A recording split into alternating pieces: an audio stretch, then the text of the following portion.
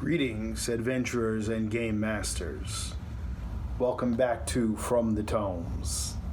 Today we'll be taking a departure from this channel's planned dark fantasy and horror RPG discussions, but we're going to have a little candlelight chat about Pathfinder 2nd Edition. The idea for this discussion, though, came about after playing a horror-themed Pathfinder game run by my friend Tim over the weekend. I won't detail that adventure, though, as there's some thought of bringing that out to a con or similar collaborative play.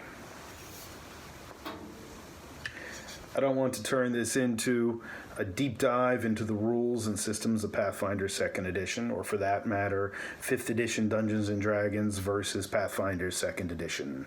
There are plenty of those already out there. But it's impossible to talk about the game and my impressions without touching on both of these topics. And I'll probably elaborate more on the specific examples of play that have led me to these conclusions in another podcast.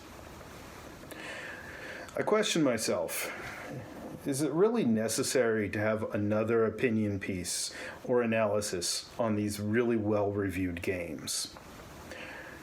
But I've found through talking to quite a few players and my game design students that there's still an impression, especially among new players, that D&D is the only RPG out there, and at least the only game worth playing.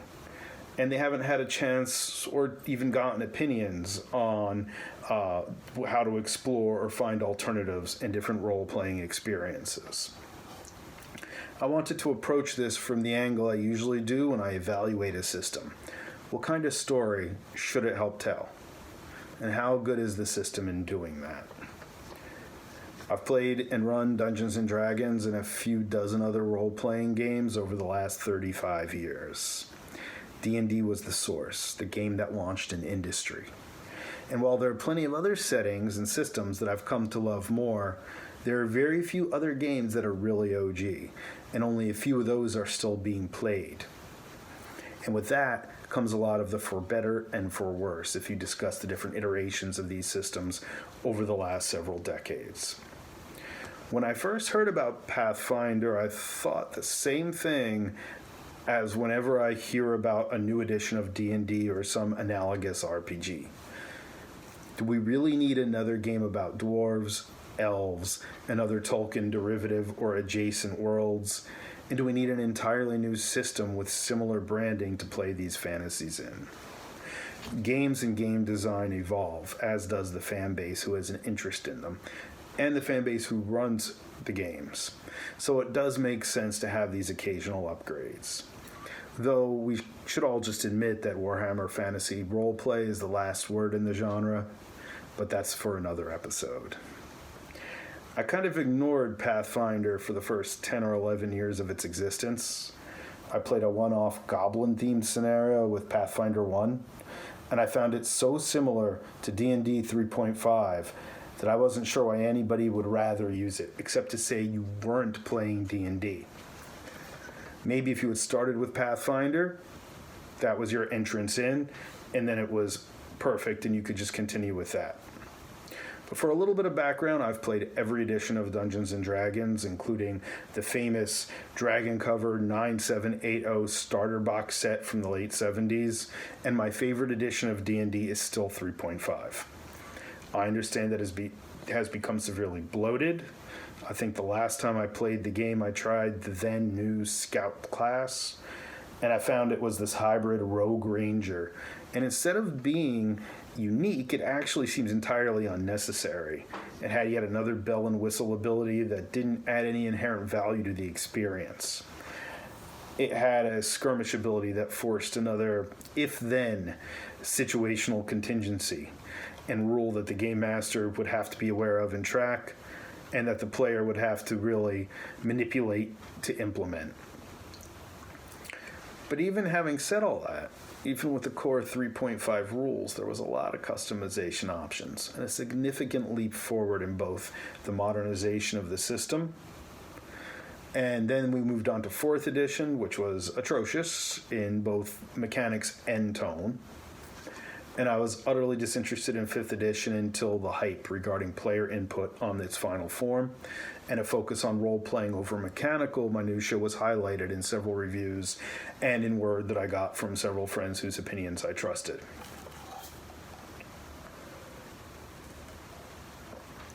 I managed to play a few games and picked up the book, and I indeed found it was a pretty strong emphasis on character creation, including role-playing prompts and background histories.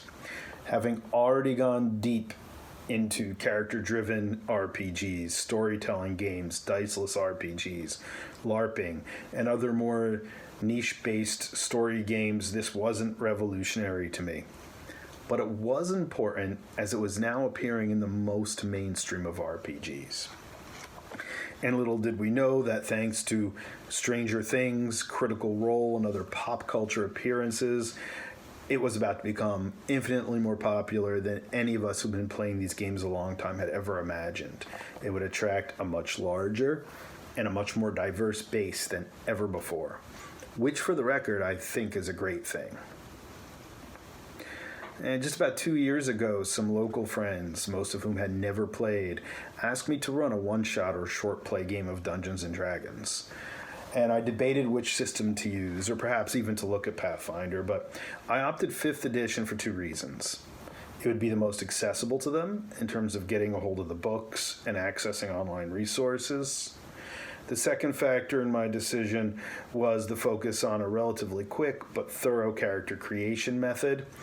And the tone and the dynamic of the group was already inherently social. And it told me that they would be interested in building a character and jumping into this world and experiencing this world and not spending hours figuring out what all of their low-level abilities did. They weren't interested in how the physics of the game worked. They were interested in experiencing an imaginary world. Well, I think it worked. That one shot has now been an almost steady campaign for those 2 years. It's only on hiatus now as I'm really pushing to complete the Tales of the Horrorland RPG book that I hope to publish later this year or next year, early next year. Though as I played through it with this group, I really was dissatisfied with certain aspects of 5th edition. I thought a lot of the rules were overly vague. I'm very comfortable making up on the fly rules and making judgment calls, but sometimes there were certain situations where you had to really come up with an amenable resolution for everybody. I also felt that the characters, as they progressed, actually felt more generic. There seemed to be a lot of overlap in abilities. There seemed to be a lot of narrowness in terms of how a character could progress based entirely on class. Still, though, the group's enjoying it, so I certainly wouldn't deal with switching games or attempting to disrupt a good thing. I became engaged in Pathfinder when a friend who actually played this past weekend brought it over and ran a short scenario about a year ago. We all played one of those iconic pre-generated characters in a short, again, kind of horror-themed scenario that he had devised. And what struck me was, despite similarities to the originating system, 3rd edition Dungeons & Dragons, there were significant and unique changes in Pathfinder 2. I then purchased the core book and got about 24 supplements, PDF form, thanks to Humble Bundle. And in this last year, as I've attempted to, I've really tried to dig in and learn a little bit more about this game. There are some notable and immediate rules differences in the games. That would be between 5th edition D&D and Pathfinder, 2nd edition. Character traits and even core abilities are derived from choices built into character creation in Pathfinder. What you choose as far as traits, composites, and for a character makeup. It's instead of the randomness or the kind of allotment point buy system, almost kind of arbitrary point buy system that 5th Ed Dungeons & Dragons uses. The 5th edition D&D has the advantage and disadvantage system, which is unique, and I actually feel it's quite a good addition and is a great way to adjust probability dynamics of a situation, versus Pathfinder, which tends to rely on big dice modifiers and higher incremental stacking, to the point that you get these very big numbers to illustrate more dramatic or more likely or less likely outcomes. The example of that would be their critical success system. There's a lot of talk of the action economy and how constrained versus how unbounding the leveling system is in each game.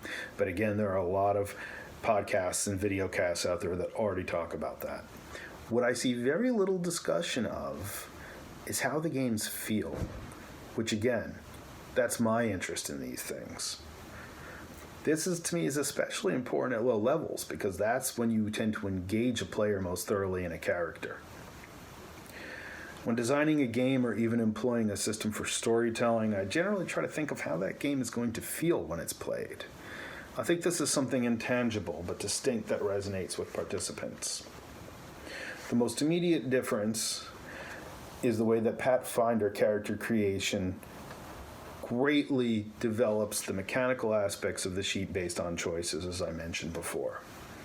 Each possible feat or skill has a number of other feats or skills that it can interface with, stack, compound results, or give entirely new results based on the combinations you choose. And I think that this adds to a great deal of variability and uniqueness. For example, I was able to make 3 or 4 different third-level gnome fighters using an online character generator called Pathfinder. In each one of those, even of the same racial stock and class stock, I was able to, by using the heredity, the background of these characters, to create very unique individuals. This not only helps break the generic expression of the various character races and classes, such as an elf is always like this, or a wizard's always like this, but it helps define these character types as creatures unique to this particular game world and game system. And it gave them a bit of a fresh look, a bit of a fresh feel. There didn't seem to be this kind of repetition of previous tropes, though there was enough familiarity there. Everybody knows basically what dwarves are and what they're akin to, what they are predisposed to, and what they are good at and what they aren't good at. Contrasting that to 5th edition, most characters of a certain race or class seem to feel very similar at low levels. The options are very fixed. The roles of these characters still remain very traditional Dungeons and Dragons, which that is the name of the game. It's still the game that what started the whole thing, so that's not a bad thing. But they are these kind of, fantasy trope, Tolkien extrapolations that now seem matched with half dragons and half demons, which are interesting and they give some variety, but the variables are actually very superficial in terms of how they affect the character, how these kinds of choices affect the character. This, of course, allows for a lot of unique world customization from GM to GM, inputting the character's personality from player to player, and it does take the focus off the numbers on the sheet. It does make it extremely fast and accessible for new players to dive into. I do, to some degree, attribute this as a holdover from 4th edition Dungeons & Dragons, where characters were slotted into very careful party roles, like an MMO, a tank, a healer, DPS. And despite being given more options for background development in 5th edition, they're still far less versatile, and individual characters will be far less unique and realistic in terms of seeming fleshed out than their 3 to 3.5 edition D&D or Pathfinder 2e counterparts. One of my biggest issues with 5th edition is that skill variability, use, and impact are diminished to being nearly inconsequential. Perhaps the stories to be told with this particular system isn't meant to focus on dice as a problem solver. But I've never really viewed skills as dice as a problem solver. To me, they are a direct interface as to how a character interacts with the game world. They're a guide to narrative, and they're in-game problem solving. Pathfinder 2e seems to allow even low-level characters a greater sense of mechanical agency over their immediate environment.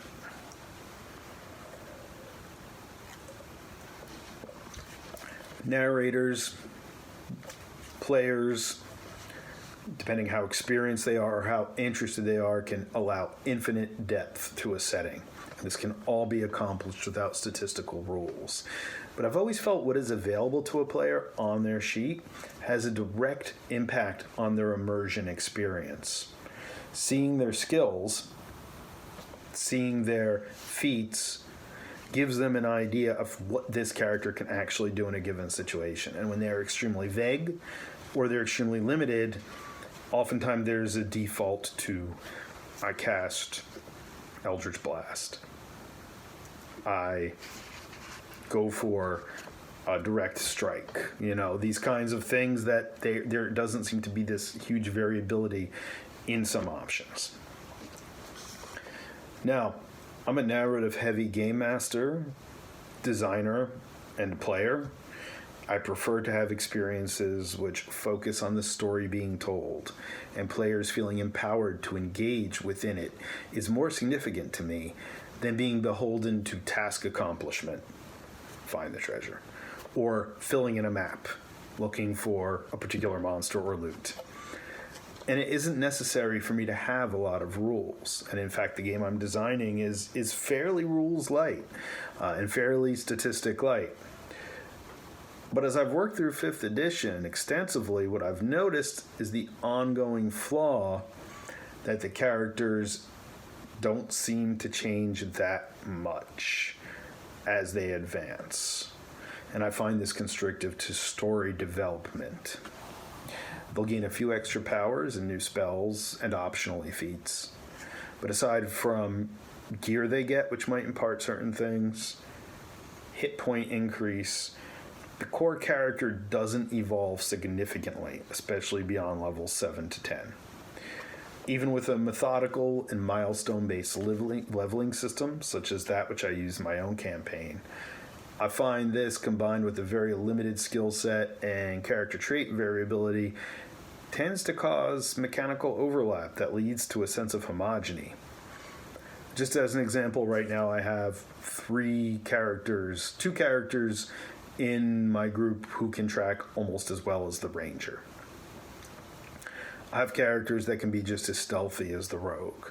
Now, guaranteed there are other things these characters can do, but some of those kind of key things that should be really unique or seem like a super ability or a superpower have been stripped out of some of the core of 5th edition Dungeons & Dragons character development. There are a lot of additional supplements and rules you can add on to. Even those, as far as I've seen, don't cause drastic changes. And having only experienced higher-level Pathfinder characters abstractly and observationally, it seems that characters above 7 or so seem to have extreme variability and unique traits, even within the same class or race. To the point that it could be a bit unwieldy if taking that everything but the kitchen sink approach, but Pathfinder 2e does have a lot of rules. But not a lot of those rules seem to be if-then statements to make exceptions to characters and to situations. In fact, the rules tend to follow concept of unified design fairly well, and they seem less arbitrary than some of the constraints put on 5th edition characters. Having said that, the game is a little bit more mechanical in feel, there's a little bit more crunch in terms of number stacking, but the actual rules section of the Pathfinder core book is relatively small, about 80 pages of mechanical discussion. What I see is that people are a bit overwhelmed by having a lot of choices up front. In my most recent play experience, which lasted an entire weekend, with fairly diverse mid-level characters, there was not a lot of rulebook page flipping or scrolling. From a game designer's perspective, the integration and sensibility of the rules were very consistent. The task resolution system in Pathfinder seems unwieldy with high numbers. The overall power levels of the game in terms of damage scale seems closer to the original Dungeons and Dragons. I've noticed the ability of my 5e party to deal extremely high amounts of damage or cause extremely volatile effects even at lower levels. Now, so can their foes, of course, but it seems that this is a bit of an arms race. And then once you get to, say, level 5 or 6, there doesn't seem to be much advancement upon this, except for maybe doing more damage, making things more powerful. It gives a bit of an all or nothing feel. Now, of course, every game master's job is to balance this and to balance the drama, the pacing, and the story with these sorts of rules constraints or rules advantages. The Pathfinder system damage scale seems more moderate. Conversely, as a player, I felt that encounters, even at mid-level, I think we were playing 4th level characters this weekend, still low-level characters, even when using a challenge rating system and aligning encounters to the challenge rating, they were far more threatening and much more damage was dealt and death seemed a lot more possible than I've seen happen in any of the 5th edition games that I've run over the last 2 years.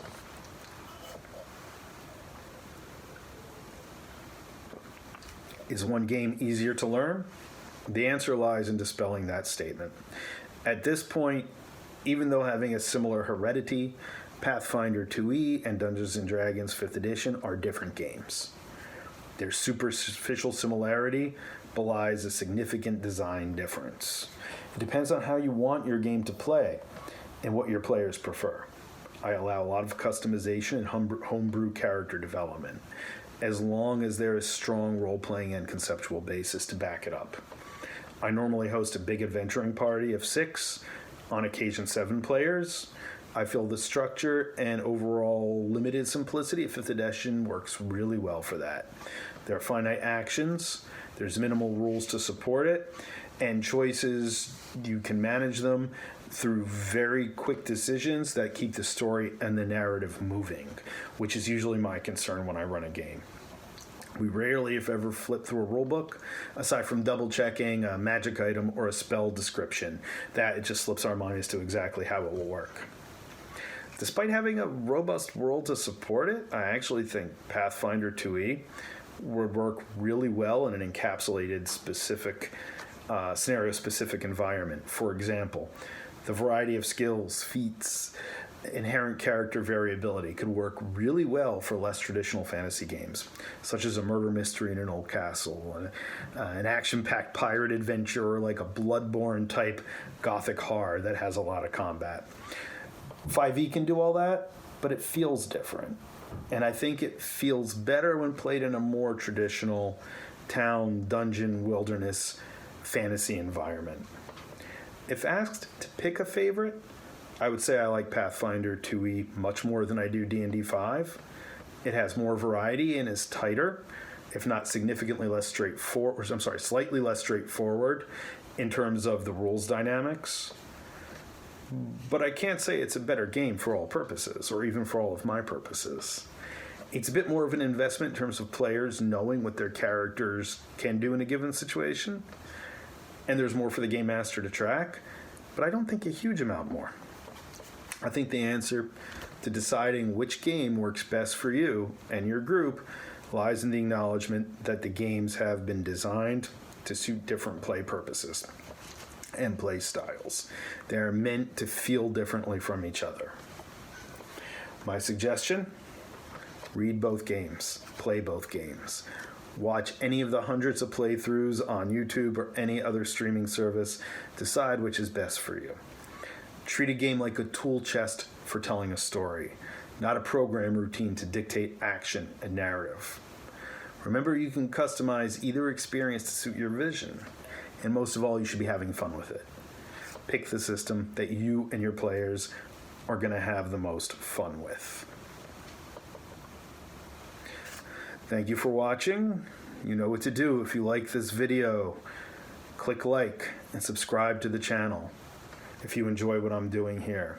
We're just getting rolling. I have a lot more planned. Some of it I don't want to talk about yet because the scenario is still being played out in a game, and I'm going to discuss the development of it. You can find me on most major social media under John Harford, game designer, musician, and artist.